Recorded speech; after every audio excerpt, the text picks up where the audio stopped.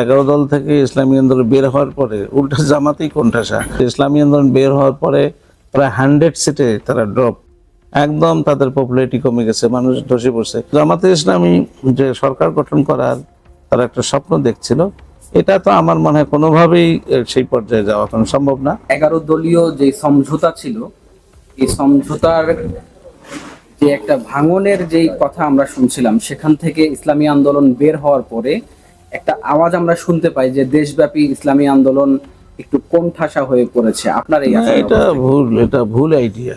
কারণ জামাত থেকে 11 দল থেকে ইসলামী আন্দোলন বের হওয়ার পরে উল্টা জামাতেই কোণঠাসা।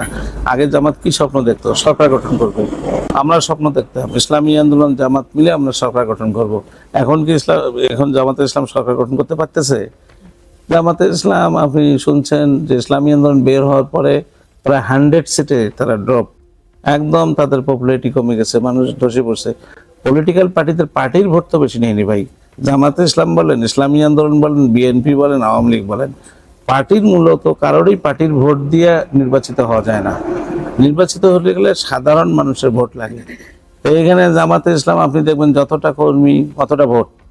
আমার ইসলামী আন্দোলনের কর্মী সিগনিফিকেন্ট রয়েছে, আমাদের মুজাহিদ কমিটি আছে, কিন্তু শুধু এটা দিয়ে কিন্তু এমপি নির্বাচিত হওয়া যায় না।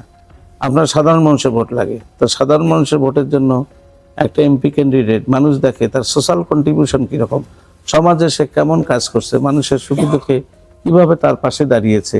তো এইটা যদি ভালো থাকে তখন মানুষ সিদ্ধান্ত নেয়, তাকে ভোট দেয়, এইভাবে এমপি নির্বাচিত হয়। তো বাংলাদেশে যদি আমরা জোটবদ্ধ থাকতাম হয়তোবা আমরা সরকার গঠন করতে পারতাম। ইসলামী আন্দোলন বের হয়ে আসার পরে অবশ্যই জামাত বা ওই দল, জামাতের সাথে অন্যান্য দল যারা আছে আপনি জানেন যে তারা কতটা সিটে জিততে পারবে। আপনি 12 তারিখের পরে দেখবেন জামাতের অন্যান্য শরিক যারা আছে তারা যে সিগনিফিকেন্ট আসনে জিতবে, এটা আমার মনে হয় না।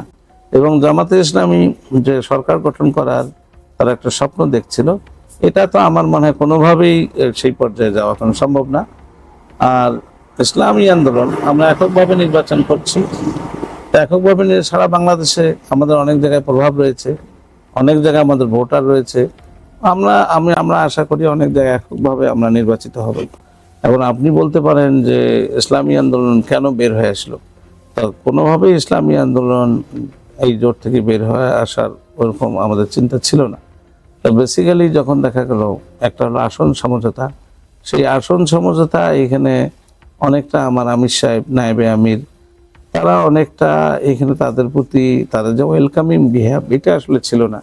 অনেক সময় ডেট পিছানো হয়েছে, অনেক সময় কমিটমেন্ট ঠিক রাখা হয়নি, অনেক সময় আমাদের ভাষায় এটা ঘুরানো হচ্ছিল যে না হবে হবে। এবং আস্তে আস্তে এটা আপনি দেখছেন যে